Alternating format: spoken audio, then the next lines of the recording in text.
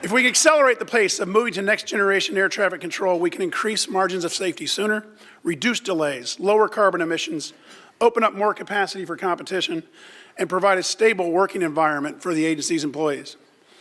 I believe there can be an honest debate about how to move forward, and I have no doubt that skeptics, such as Congressman Peter DeFazio, are well-motivated and raise legitimate questions. But the rhetoric of some others in this debate has taken on the tone and quality of the presidential race. Amid all the heat and rhetoric flying around this issue, there are 5 undisputable facts. Fact number 1, those who understand the system best support the Schuster proposal. Specifically, the immediate past 3 leaders of the FAA's air traffic organization, who have been the ones trying to deal with the financing and organizational constraints of the current system, are all strong supporters of transformational reform based on their experience, expertise, and frustrations.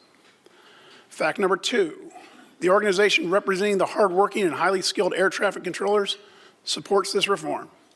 NATCA has pledged its complete cooperation in designing and implementing a smooth transition plan. Fact number 3, the vast majority of the entities that depend on the system for their very livelihood, passenger airlines, strongly support the change.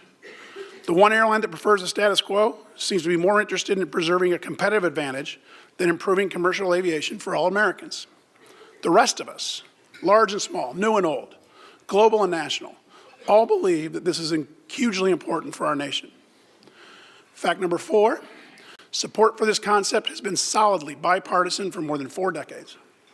Indeed, one of the strongest advocates of this type of change was the Clinton administration, whose efforts were led personally by Vice President Al Gore, Transportation Secretary Norm Mineta, and Virginia Governor Gerald Baliles, both Democrats, chaired commissions that advocated for this change.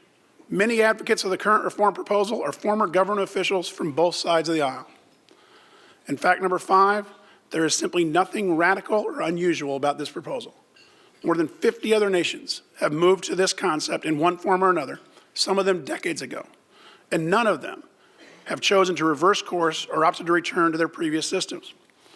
Indeed, while the United States will be one of the last major countries to change, it will have the distinct advantage of being able to adopt the best practices of those before us to ensure a smooth and seamless transition.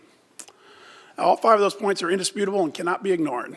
To detract from these facts, however, the corporate jet lobbyists and their allies continually characterize the ATC reform plan as privatization, in hopes that members of Congress will confuse the actual plan with the unfavorable idea of creating a for-profit corporation to run the air traffic control system. For the record, we oppose privatization and would oppose the creation of a private for-profit entity if that were on the table, but it isn't. Rather, those of us who support the House proposal believe it is time to remove the ATC organization from federal budget constraints by creating a not-for-profit entity with a public policy mandate and that's paid for by the system users. Such an entity could issue bonds, raise capital, and increase investments in both people and technology without adding to the deficit. And, like airlines and general aviation operators, the new entity would be strictly regulated by the FAA to ensure the highest degree of safety.